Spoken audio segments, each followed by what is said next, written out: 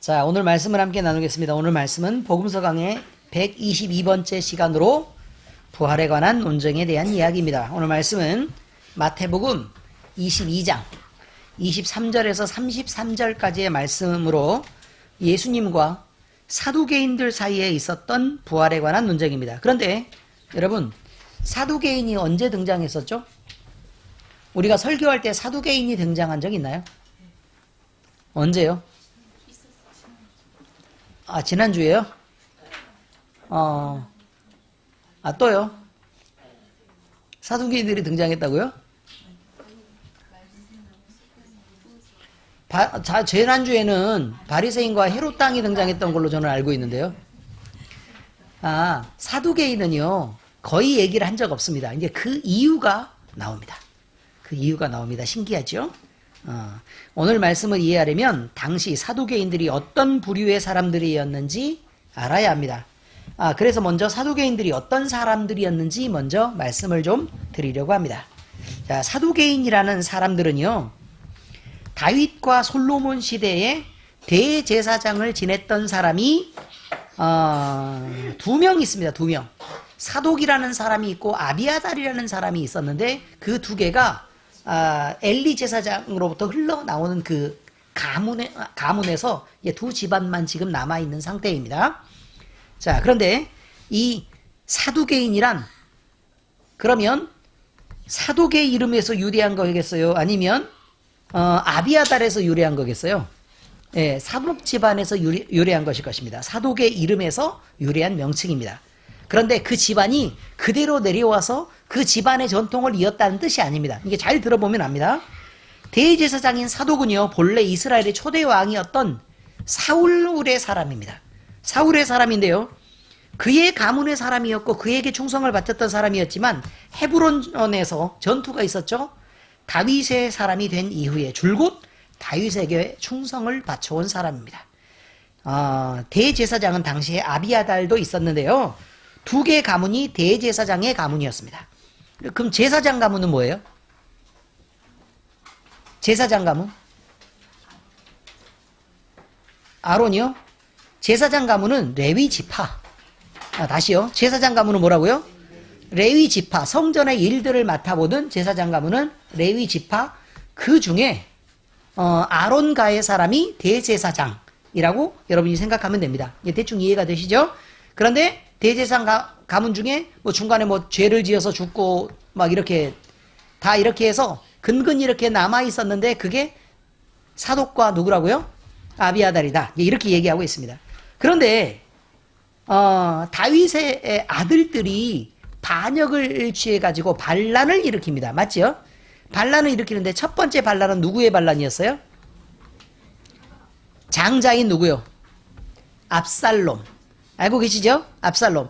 그 다음에 또 반란이 있었는데 아도니아가 반란을 일으켰는데 그 정확하게 얘기하면 사실은 아버지에게 반란을 일으킨 게 아니라 아버지가 너무 늙어가지고 이제는 내가 왕이 되었으면 좋겠다 라고 생각을 해서 다른 왕자들이 왕이 되지 않도록 자기가 먼저 왕이 되려고 했던 것입니다. 어쨌든 왕이 있었는데 왕이 되려고 했으니까 반란은 반란이죠. 자, 이렇게 다윗의 아들 아도니아가 반역하던 때에 아비아달 제사장은 아도니아 편에 서서 그를 왕으로 세우려고 했던 사람입니다. 그래서 이 반란이 모두 정리가 되자 사독 한 명이 다윗의 명을 받들어서 솔로몬에게 기름을 붓고 그에게 왕이 되게 하고 솔로몬가의 유일한 대제사장 가문이 되었다. 자, 여기까지는 대충 이해가 되시죠? 네, 그렇습니다. 반란이 평정됐습니다. 그럼 누구는 몰락했겠습니까? 아비아달은 결국 몰락해버리고 그러면 대제사장 가문이 그렇게 유지가 되고 있었다. 이제 여기까지가 먼저 시작입니다. 그런데 이제 전쟁이 일어나고 나라가 분열이 되고 또 우상 숭배를 막 많이 하고 이런 시간들이 막 지나게 되는 것입니다. 그러니까 긴 시간이 너무 많이 지나고 그 다음에 막 포로로 잡혀가고 사람들은 막 흩어지고 누가 레이지파인지 누가 사독 가문인지를 알 수 없는 상황이 계속 이렇게 이어져 가고 있어요. 그리고 나서 한참이나 시간이 많이 지납니다. 아주 많이 지나요. 그런데 이제 그때 갑자기 BC 2세기경이니까 거의 예수님 올 때가 다 돼서 갑자기 사두개인이라는 이름이 등장하는데, 이게 어떻게 등장한 거냐면 BC 2세기경 하스모니안 왕조 때 우리는 사도계 후예다 라고 스스로 우리가 사도계 후예다 라고 얘기하는 사람들이 모여들기 시작합니다. 그래서 제사장들 중에 우리가 대제사장 가문이다 그래가지고 막 이렇게 이 사람 저 사람 이렇게 모여드는데, 그 모여드는 사람마다 다 그냥 사두개인인 거예요. 그래, 누가 정통을 이어받은 사람이 아니라 그들이 주장하던 사람들이 사두개인인데, 근데 사두개인이 예상 외로 또 까다로운 기준이 있었지만 또 사람이 또 제법 많은 거예요. 아니, 사독 때는 사독 한 명이 남아 있었는데 어떻게 갑자기 이렇게 많이 사람이 생길 수 있겠습니까? 어렵겠죠. 그렇죠? 예, 그런 것들을 기본적인 걸로 생각을 해야 됩니다. 자, 어쨌든 사두개인이란 BC 2세기경 하스모니안 왕조 때 사도계의 후예임을 자처하는 다수의 제사장들이 모여 형성된 유대교의 하나의 당파입니다. 이들은 성전 관리의 책임이, 성전 관리라 그러면 여러분들은 성전을 관리하는 거, 그럼 교회 청소도 하고, 그 다음에 뭐 교회, 그 다음에 여기 망가진 데 있으면 보수도 하고 뭐 이런 사람으로 쓰였겠구나 라고 여러분이 착각할지 모르지만, 여기에서 성전 관리란 깔끔하게 헌금 관리를 의미하고 있습니다. 자, 이렇게 생각하면 아주 간단합니다. 그런데 성전에 바친 돈은 잘 안 물어보잖아요. 그렇죠? 그러니까 그 사람들이 모여서 우리가 성전을 관리하는 사람들이다 라고 얘기하고 딱 나서니까 그 남들은 그러니까 하나님 앞에 드린 헌금이니까 다시 안 묻죠. 그러면 그 사람들이 알아서 돈을 계속해서 이제 모으고 쓰고 이제 이렇게 하는 것입니다. 자, 성전 관리 책임이 사독 가문에 주어진 일을 감안해서 BC 160년경 하스모니안 왕조 때 일부 제사장들이, 그러니까 일부의 제사장들이 우리가 조상을 잘 봤더니 우리가 사독의 후예네 이렇게 가지고 나도 후예인데 뭐 중간에 끊어져 가지고 희미하긴 하지만 나도 사독의 후예다 이렇게 된 거예요. 어쩐지 생긴 게 좀 닮았더라 막 이렇게 된 거죠. 이스라엘 사람 같이 생겼더라. 대충 이해가 되시죠? 요런 것입니다. 그래서 이들은 하나님을 예배하는 데 집중하기보다는, 성전을 관리하는 데 집중하기보다는 종교와 그 다음에 정치적 구심점이라고 할 수 있는 대제사장을 중심으로 귀족들을 모으고, 왜 귀족들을 모았겠습니까? 그렇죠. 귀족이 헌금을 많이 내니까요. 자, 다시요. 귀족들을 모으고 그 귀족들의 권익을 대변하는 현실적인 정치 집단이 되었습니다. 한마디로 종교적인 일에 이 사람들이 헌신했던 것이 아니라 돈을 갖고 관리하고 정치적인 일에 관심을 갖고 있는 일에 이 사람들이 집중했었다 이런 말입니다. 그리고 그 사람들이 대변하는 것은 많은 다수의 어려움과 예배가 아니라, 하나님을 대변하는 일이 아니라, 그리고 많은 사람들을 대변하는 일이 아니라 귀족들의 이익과 권익을 대변하기 위해서 아예 가난한 사람들은 만나지도 않았습니다. 그리고 이 사람들이 어디에 누구하고 눈치를 보기 시작했냐면, 정치적인 집단이니까 그때 당시에 나라를 다스리고 있었던 제국은 로마입니다. 로마 제국의 정치인들하고 연을 계속해서 맺습니다. 그러니까 대제사장의 무리, 그러니까 사두개인들의 무리가 있고, 그 다음에 로마의 정치 세력이 있으면 로마의 정치인들은 많은 사람하고 귀찮게 얘기할 필요가 없는 거예요. 왜냐면 사두개인들 대제사장 무리하고 얘기를 하면 이 사람들이 귀족들을 꽉 잡고 있으니까, 꽉 잡고 있고, 그 다음에 돈이 여기요 너무 많으니까. 왜냐면 돈이 들어가면 어디 나오지를 않고 계속 벌어들이기만 하는 거예요. 계속 벌어들이기만 하는 거죠. 그러니까 돈이 어마어마하게 많은 거예요 지금.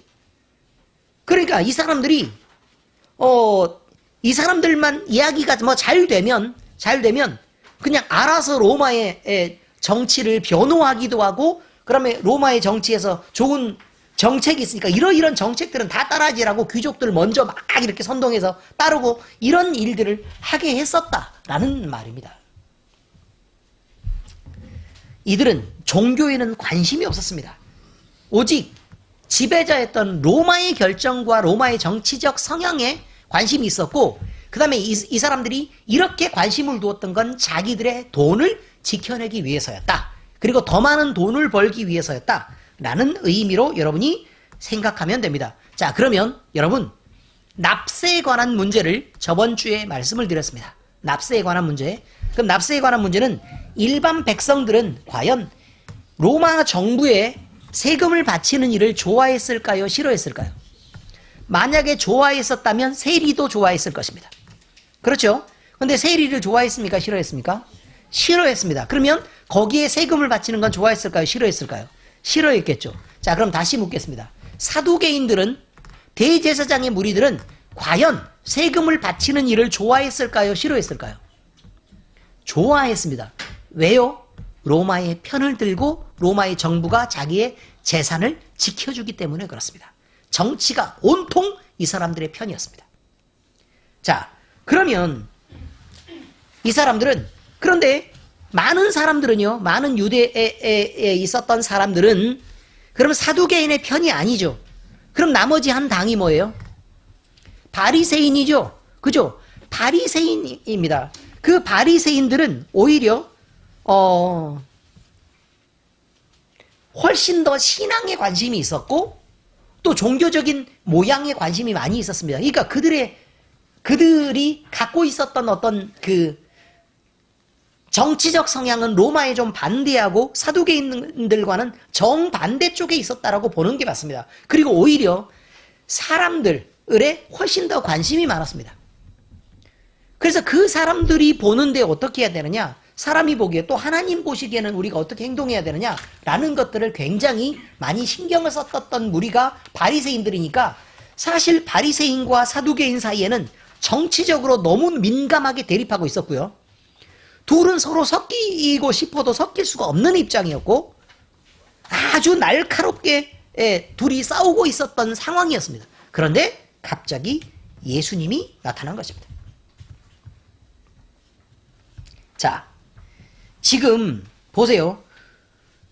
사두개인들이 원래 가지고 있었던 성향은, 그러니까 예수님이 나타났으니까 이 사람들은 이제 전체적으로 이제 예수님에게 반발하는 모양으로 이제 가기는 하겠지만, 일단 사두개인들과 바리새인의 일단 신앙적인 어떤 기준들부터 먼저 좀 말씀을 좀 드리고 나서 그 나머지 말씀을 좀 더 이어가도록 하겠습니다.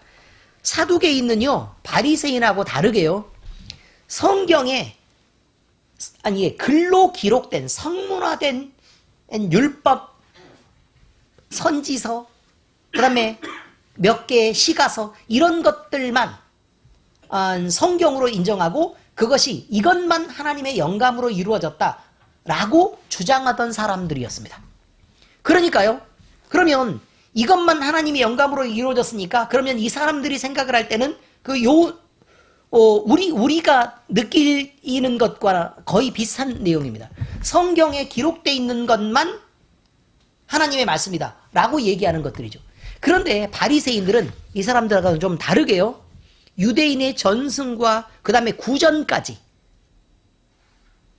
이것까지 다 하나님의 말씀으로 이렇게 몰아넣었고, 그 다음에 자기들의 바리새인의 전통도 하나님의 감동이라는 거예요. 그러니까 하나님의 말씀이 바리새인 쪽에서 더 많이 왜곡됐겠죠. 그렇죠. 그러니까 사두개인들은 어쨌든 성문화된 율법을 지켜냈던 것에 대한 가치는 사실 인정받습니다. 그런데 그 신앙적인 기준에서 너무 많이 다릅니다. 제가 말씀을 좀 드리겠습니다. 영적인 걸 인정하지 않았습니다. 근데 하나님은 영이시니 이렇게 말하는데, 사두개인들은 영을 인정하지 않습니다. 그러니까 천사도 없고, 그 다음에 내세도 없습니다. 영생도 없습니다. 그 다음에 영혼이 존재한다는 것도 믿지 않았습니다. 그러니까 성경을 믿는 게 아니죠. 왜냐면 이건 정치 집단이니까요. 이 세상만 중요한 것입니다. 그러니까 다음 세상은 아무 필요가 없는 것이죠. 이들은 이렇게 영에 대해서 전혀 관심이 없었고, 그런데 정치적으로는 힘을 갖고 있었기 때문에 이 세상에서 중요한 세력을 독차지하게 되는 것입니다. 실제로 인원 그렇게 많지가 않죠. 왜냐면 대제사장이니까 인원이 너무 많으면 안 되잖아요. 그죠? 그러니까 이들 나름대로 인원을 제한해 갔어요. 그러니까 인원 자체는 너무 많지는 않았지만 어쨌든 이렇게 사실 하나님을 믿고 하나님을 알고 섬긴다라고 말하기가 어려울 만큼 사실 신앙인이라고 보기가 어려울 만큼의 정치 집단들이었다라는 것입니다. 바리새인들이 로마 정부에 대해서 비판적이고 율법의 외양을 추구하던 것과는 극명한 대조를 이루고 있었다. 그러니까 둘이는 민감하게 싸울 수밖에 없었다. 그런 말입니다. 사두개인들은요, 산헤드린 공의회라는 게 있습니다.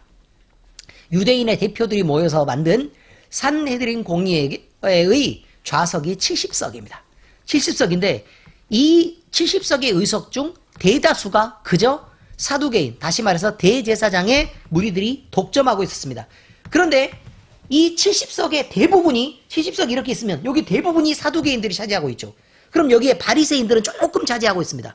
그런데 이 산헤드린 공의회가 사두개인 중심과 대제사장 중심으로 이게 그럼 끌려가고 있어야 되잖아요. 그죠? 근데 안 그래요. 그렇게 안 했습니다. 왜 그랬냐면 민중들이 바리새인을 지지하는 것입니다. 온 백성들이 바리새인을 지지하니까 이 사람들은 몇 명 되지 않아도 그저 발언을 하고 하고 탁 뒤집고 이렇게 나와버리면 이 사람들이 어쩔 수 없이 벌벌벌벌 떨다가 그럼 이거 또 들어주자. 이제 이런 식으로 가는 거예요. 산헤드린 공의회가 그렇게 움직이고 있었다는 것입니다. 자, 어쨌든 이들은 공의회의 대다수를 차지하고 있으니까 기득권을 형성하고 있었습니다. 돈도 많이 갖고 있었습니다. 사두개파는 바리새파와 함께 산헤드린 양대 세력을 이루고 있었지만 바리새인들과는 다르게 너무 현실적이어서 신앙에는 순수함이 없었고 윤리성마저 결여되어 있었기 때문에, 그러니까 돈이면 뭐든지 한다, 이제 이거예요. 그렇기 때문에 백성들은 바리새인들과 마음을 같이 했습니다. 이들을 한마디로 표현하면 물질주의자, 현실주의자이고 그래서 세례 요한과 예수님께 많은 비난을 받을 수밖에 없었다. 이렇게 얘기할 수 있습니다. 자, 그러면 여러분 오늘 말씀은 이제 이 사두개인들이 예수님을 찾아오면서 시작된 논란입니다. 원래 로마 정부는요, 유대인들 사이에 그저 인기가 있었던 예수님에 대해서는 전혀 관심이 없었습니다. 왜냐하면 정치만 잘 되고 로마 정부의 관심도 오로지 한 가지입니다. 세금만 잘 거두면 된다, 이것입니다. 반란이 일어나지 않고 세금만 잘 거치면 그걸로 끝이다, 이거죠. 그러니까 예수님에 대해서 관심이 없었습니다. 왜냐하면 예수님은 정치적으로 유대인들을 선동해서 우리가 반란을 일으켜서 로마 정부로 독립하자라는 말도 한 적이 없고, 그 다음에 세금을 내지 말아야 된다라고 생각한 적도 없습니다. 그러니까 예수님에게 대해서 적대적인 생각을 할 이유가 전혀 없었다, 이런 말입니다.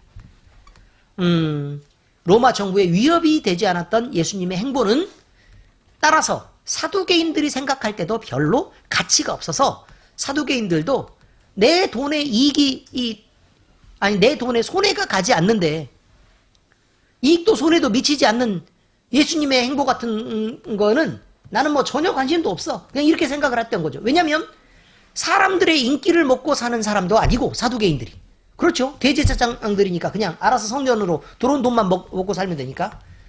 그런데 바리새인들은 민감하게 나올 수밖에 없어요. 왜요? 바리새인들은 사람들의 인기가 있어야 되기 때문에 그렇습니다. 그런데 예수님이 그 인기를 쭉 몰고 가고 있습니다. 그럼 바리새인들은 긴장할 수밖에 없어서 길길이 뛰고 난리를 피우는 것입니다.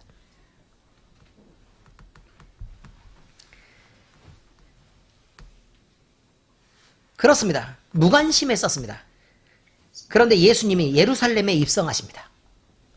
그리고 너무 많은 유대인들이 유대의 정치적 메시아로 인식하면서 벌써 겉옷을 깔고 종려가지를 흔들며 호산나 다윗의 자손으로 오시는 이여 라고 환호한다는 사실을 알게 되자. 그럼 이게 다윗의 자손이란 무슨 말이죠? 우리 민족의 왕이란 뜻입니다. 유대인의 왕이란 뜻이니까, 그러면 대제사장의 무리가 급히 긴장을 하고 로마 정부도 바짝 움츠려서 긴장을 하고 있는 것입니다. 그래서 이들은 급하게 예수님을 찾아와서 그가 어떤 성향을 가진 사람인지 이제야 알아보려고 하는 것입니다. 말씀에 따르면 부활이 없다는 사두개인들이 그날 예수님을 찾아와 질문을 던졌다고 합니다. 그들은 예수님께 결혼과 부활에 관한 부분에 대해서 질문합니다. 그 질문의 내용은 이렇습니다. 한 남자가 있습니다. 그 남자는요, 형제가 7형제가 있답니다. 근데 그 중에 맏이었습니다. 그런데 이 남자가 때가 되어서 이제 장가를 들어서 한 여자를 받아들이게 되었는데, 그런데 이 남자가 그렇게 오래 살지 못하고 무슨 연유에서인지 모르지만 결국 후사를 남기지도 못한 채 죽습니다. 그러니까 여자는 이제 결국 홀로 남겨지게 되었습니다. 그러면 이 홀로 남겨진 여자는 그냥 혼자 살아야 되느냐? 모세 율법에 따르면 아래에 있는 동생들이 장성하면 후사가 없는 이 여인을 위해 후사를 낳아주도록 의무화하고 있습니다. 그게 강제 규정입니다. 그러니까 결국 이 여자는 둘째 아들인 남편의 동생에게 다시 아내가 되어서 들어가는 것입니다. 그래서 조금 삽니다. 그런데 이 남자도 또 다시 오래 살지 못하고 죽습니다. 그러면 이 여자는 또 홀로 남겨지겠죠? 그래서 후사가 없으니까 또 그 아래 동생에게 또 다시 시집을 가게 되고 또 다시 이래서 7번째까지 모두 다 결혼을 하게 됐는데 7 남자는 모두 다 이 한 여자의 남편이고 이 여자는 모든 남자가 다 남편이었다. 이렇게 된 것입니다. 상황을 대충 이해하시겠죠? 그리고 나서 이 여자가 나중에 이제 때가 되어서 죽었습니다. 그러면 이제 후사도 없는 상태에서 말이죠. 이게 모두 다 뭐 자격이 비슷한 겁니다. 그러면 이 여자는 7 남자 중 누구의 아내가 되겠습니까? 이것은 말도 안 되지 않습니까? 라고 사두개인들이 묻고 있는 것입니다. 대충 이해가 되시죠? 여러분이 생각해도 완전 이거는 뭐라고 얘기를 해야 되죠, 이걸? 네, 막장 드라마 이게 비슷한 그런 겁니다. 근데 텔레비도 없으신 분이 그렇게 잘하세요, 그렇게? 이들의 질문에 대해서 예수님은 이 의문은, 너희들이 갖고 있는 이 의문은 니네가 사두개인들, 다시 말해서 대제사장의 무리지만 성경도 모르고 하나님의 능력도 너무 몰라서 하는 얘기다 라고 대답을 하십니다. 그러면서 하늘나라에 이르게 되면 우리가 갖게 될 형상들은 이러이러한 거다라고 가르쳐 주십니다. 예수님의 가르치는 내용은 이제 이렇습니다. 이 세상에서요, 이제 잘 들어보시면 압니다. 여러분, 아담을 만들고 하와를 만들었습니다. 그럼 남자와 여자를 만들었죠? 남자와 여자를 만들었어요. 서로 사랑하게 한 것은 이 사람들을 통해서 후사를 내게 하기 위한 것입니다. 그래서 자녀를 낳고 생육하고 번성하라 이렇게 된 것입니다. 자, 이렇게 생육하고 번성하게 하고 다음 때를 계속해서 이어나가게 한 것은 그 안에 있는 많은 무리의 사람들 중에 오늘 송태진 간사가 기도했던 것처럼 이 세상에 수없이 많은 대가 존재했을 거 아닙니까? 그죠? 그런데 그 많은 대가 이렇게 흘러나오는 중에 믿는 사람이 몇이나 되겠냐 그 말이에요. 그 사람들을 이렇게 그 중에 믿는 사람들을 하나님을 사랑하고 하나님 나라에 적합한 사람들이 모여서 결국 하나님 나라를 구성하게 되는 백성이 되는 것입니다. 그 백성의 수를 채우려고 하는 것이다 라는 게 첫 번째 의미입니다. 대충 이해가 되시죠? 네, 그렇습니다. 그런데 여러분, 만약에 천국에 가서요 남자와 여자가 있어서 막 결혼하고 이렇게 되면 벌써 무슨 문제가 생기는 거냐면 삼각관계가 생깁니다. 불륜이 생겨나게 됩니다. 그렇지 않습니까? 이런 일은 없다고 얘기하는 것입니다. 그 다음에 더 문제가 되는 것은 영원히 살잖아요. 영원히 사니까 영원히 무한대로 사람이 늘어나게 됩니다.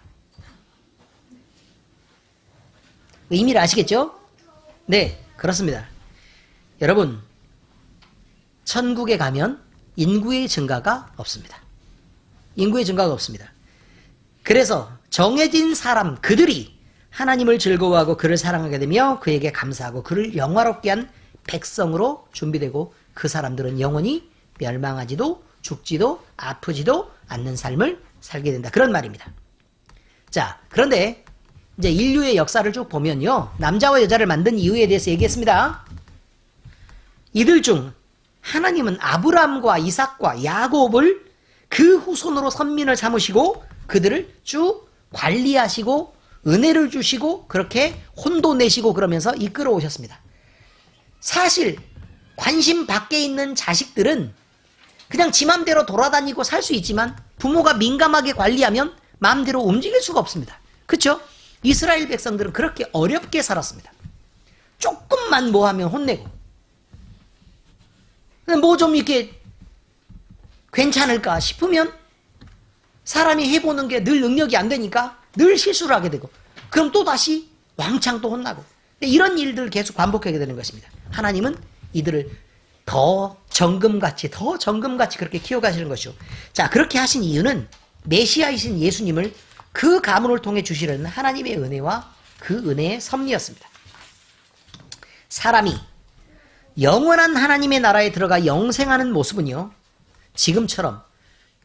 지금처럼의 육체를 가지고 유한하고 병이 들며 여러 가지 약점을 가진 모습으로가 아니라는 것입니다.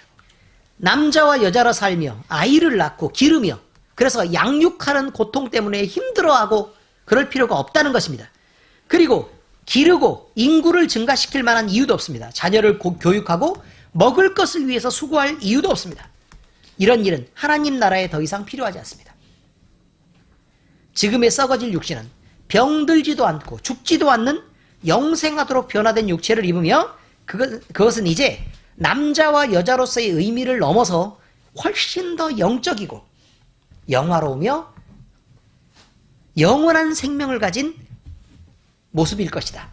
그리고 그 영원하신 하나님을 그 모든 사람이 다 찬양하는 그 본질을 회복한 영적인 모습이라는 것입니다. 그러므로 사두개인들이 의문을 품었던 그 문제는 이제 고려할 대상이 아니라는 거죠. 여러분, 누구의 아내가 되겠습니까? 라는 게 의미가 있겠습니까? 없겠습니까? 이제. 그렇죠. 의미가 없는 것이 되는 것입니다. 몰라서 그런 것이다. 이 말이죠. 사람들은 깜짝 놀랐습니다. 자, 여기 말씀을 쭉 보면서 우리는 이제 영적인 세상에 대해서 그리고 우리가 천국에 갈 때 그러면 우리가 이 모습으로 그러면 텔로미어가 염색체의 끄트머리 텔로미어가 점점 짧아지면 금방 죽을 텐데 어떡하지? 이렇게 걱정하실 필요가 없습니다. 만드신 분은 하나님이니까. 자, 성경 말씀의 적용입니다. 여러분, 알아야 바르게 믿습니다. 이게 첫째 이야기입니다.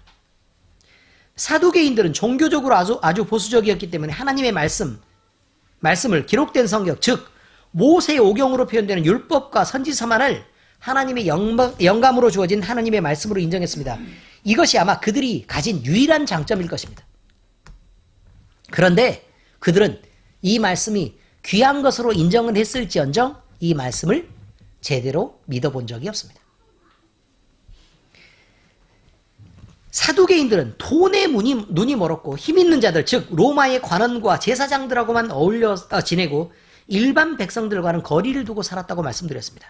그리고 삶을 주관하시는 하나님의 섭리를 인정하는 사람들이 아니었습니다. 하나님은 우리의 인생에 개입하신다 라는 것은 빽 틀렸다 이렇게 얘기합니다. 대제사장들이 얘기하는 건 하나님은 인생에 개입하지 않지만 너희들이 하나님을 무조건 섬겨서 돈을 많이 내야 된다 이렇게 얘기한 거예요. 그래야 걷기가 쉽죠. 그렇지 않습니까? 사두개인들은 특히 사후세계도 없다고 믿었고 영적인 존재와 천사와 귀신의 존재도 믿지 않는다고 말씀드렸습니다. 한마디로 그들은 제사장 신분을 가진 자들이었지만 영적이지 않았단 말입니다. 이 세상이 전부인 사람들이 있고 결코 신앙인이라고도 말할 수도 없을 정도의 사람들이었습니다. 그런 반면 바리새인들은 또 괜찮냐 이 말이죠. 바리새인들은 하나님도 믿었고 만물을 주관하시는 하나님의 주권과 인생에 대한 개입도 믿고 있었던 사람들입니다. 그리고 각 개인의 삶 속에 하나님이 개입하셔서 역사하시는 하나님을 믿고 있었습니다. 그들은 사두개인들과 달리 부활과 내세의 약속을 믿었습니다. 이들은 각 개인이 행한 일에 대하여 상과 벌이 있는 것도 알고 있었습니다. 물론 사두개인들은 하나님이 개입하지 않으니까 상벌도 없다고 생각하는 거죠. 이 세상이 끝이니까. 죽으면 끝나니까요. 또한 바리새인들은 천사와 귀신 등의 영적 존재도 믿었습니다. 그런데요, 이렇게 성경을 많이 읽고 성경을 더 잘 알아서 더 율법을 잘 지킨다고 얘기하는 바리새인들은 자기들의 전통을 더 중요하게 생각해서 모세 오경보다 더 우선하게 되는 오류를 범하고 맙니다. 그들은 하나님의 말씀과 율법과 선지서를 하나님의 영감으로 인정했지만 그 외에도 그들의 전통과 구전을 구약 성경과 동등한 또는 그보다 더 우월한 자격으로 인정시켜서 하나님의 말씀으로 인정했습니다. 이것은 분명한 왜곡입니다. 그래서 그들은 하나님의 약속을 자신들의 전통과 기준에 맞도록 그 약속마저도 변개시킵니다. 그래서 자신들의 신앙과 행동이 겉으로 드러나는 외식에 치우치도록 하는 오류를 범했습니다. 결정적으로 그들은 자기들이 원하는 그런 것들이 너무 강렬했기 때문에 정치적 구원자인 메시아만 기다렸지 정작 그리스도로 오신 예수님을 보지도 못하고 그들은 대적하고 부인하고 영접하지 않았습니다. 그리고 그들을 죽이는 데 앞장섰습니다. 여러분, 지식이 많다고 해서 모두 진리를 아는 것이 아닙니다.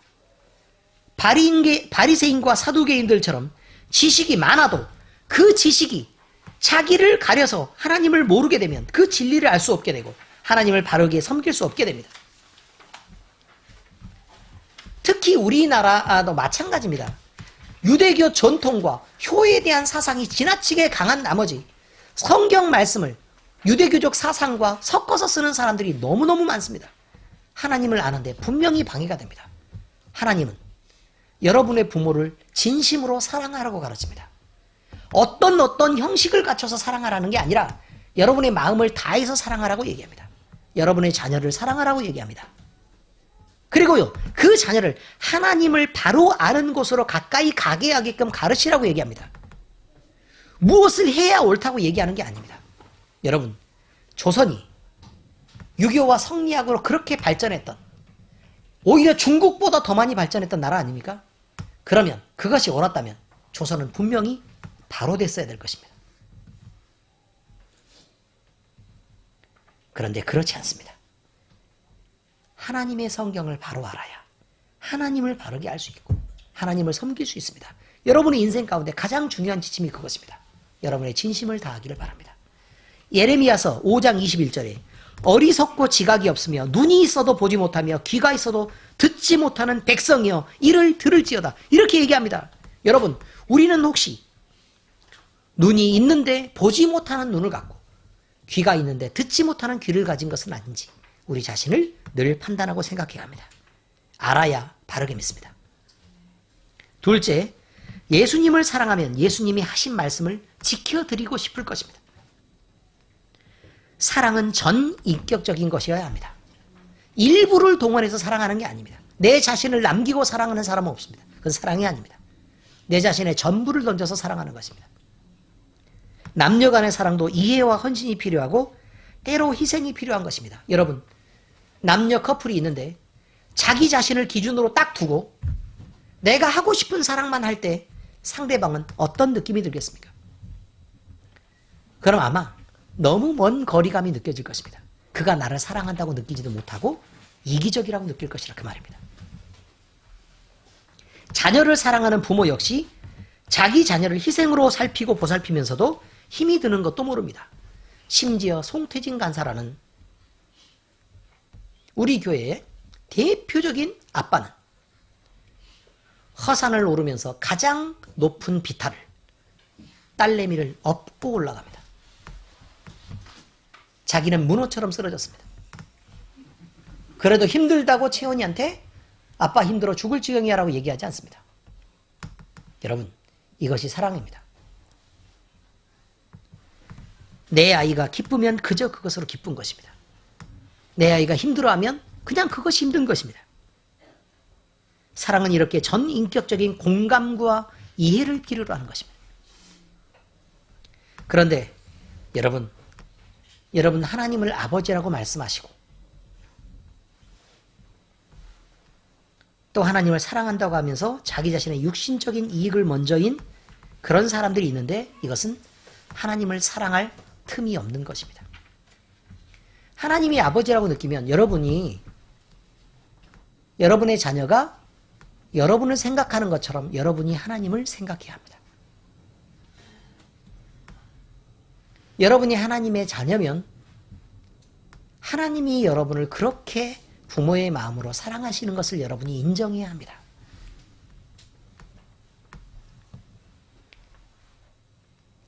하나님을 사랑한다고 말하지만 하나님을 알고 싶지는 않다. 이런 것은 있을 수 없는 일입니다. 그냥 하나님을 사랑하지 않는 것입니다. 하나님을 사랑하지만 희생이 싫은 것은 그것 역시 하나님을 사랑하지 않는 것입니다. 하나님을 사랑하지만 그분의 말씀이 중요하지도 않고 들어주고 싶지도 않은 것은 분명히 그분을 사랑하지 않는 것입니다. 하나님을 사랑하지 않는 자들은 하나님과 무관합니다. 하나님으로부터 나오는 은혜를 받을 자격이 없고 하나님 나라의 백성으로 참여할 자격도 없습니다. 우리가 우리 예수님을 사랑하는 것은 우리 인생의 가장 중요한 만남으로 그를 인정하고 우리 인생의 가장 중요한 분으로 섬기는 것입니다. 예수님을 사랑하는 자들은 당연히 예수님이 중요하고 그 마음을 받드는 게 너무도 중요한 것입니다. 그래서 그의 말씀도 잘 듣고 잘 지키게 될 것입니다. 요한복음 14장 23절에서 24절에 예수께서 대답하여 이르시되 사람이 나를 사랑하면 내 말을 지키리니 내 아버지께서 그를 사랑하실 것이요 우리가 그에게 가서 거처를 그와 함께하리라. 나를 사랑하지 아니하는 자는 내 말을 지키지 아니하나니 너희가 듣는 말은 내 말이 아니요 나를 보내신 아버지의 말씀이니라. 자, 이게 무슨 말씀이겠어요? 하나님을 사랑하면서 하나님의 말씀을 지키지 않을 수는 없다. 왜냐하면 그를 사랑하면 그의 말을 들어주고 싶을 것이기 때문이다. 그런데 그의 말을 듣지 않는 결과를 나타내는 사람이 있다고 하자. 그것은 말할 것도 없이 그의 마음이 하나님을 사랑하지 않는 것이다. 이 말이죠. 그리고 하나님은 예수님을 사랑하는 사람, 다시 말해서 내 새끼를 이뻐하는 사람에게 마음이 간다. 이 말입니다. 당연하지 않습니까? 이것입니다. 예수님을 사랑합니까? 그러면 예수님의 말씀을 들어주고 싶을 것입니다. 여러분이 예수님을 특별히 인식하지 않고 살아도 여러분은 그의 말씀대로 살아가게 될 것입니다. 그런데 여러분이 억지로 신경을 써야만 예수님의 말씀을 지키게 된다면 그것은 여러분은 예수님을 밖에 두고 있는 것입니다. 여러분 안에 두고 있는 것이 아닙니다. 세 번째 말씀입니다. 예수님의 본질에 대한 이해 여부가 인생의 성공과 실패를 좌우합니다. 잘 들으셔야 합니다. 성공하는 인생을 살고 싶은가? 아니면 실패를 피하고 싶은가? 자, 이런 모든 것들은 예수님의 본질에 대한 이해와 아주 깊은 연관이 있다는 것입니다. 예수님은 육신으로는 유대 땅 베들레헴의 다윗의 후손으로 오셨습니다. 이 말씀은 구약에 있는 약속 중 메시아에 대해서 예언할 때 충분히 이미 적혀 있었던 내용입니다. 이것은 예수님이 한 인간으로 이 세상에 오신 그의 인성을, 완전한 인성을 분명히 확인하는 내용입니다. 그런데 예수님은 말씀이 육신이 되어서 오신 참 하나님으로도 오셨습니다. 그러니까 예수님은 완전한 인성과 완전한 신성을 갖고 오셨습니다. 빌립보서 2장 6절, 그는 근본 하나님의 본체시나 하나님과 동등됨을 취할 것으로 여기지 아니하시고 육신을 입어 이 땅에 오셨다. 이렇게 얘기합니다. 이것이 성경에서 증언하는 그리스도의 신성과 인성입니다. 오늘 본문의 말씀을 보면 성경에 대해서 통달하고 있었다는 바리새인과 사두개인들 모두가 예수님을 알아보지 못했습니다. 그래서 그들의 인생은 영생의 약속에서 멀어진 자로 살고 그래서 결국 그의 영혼이 패망하게 된 결과를 만나게 되었습니다.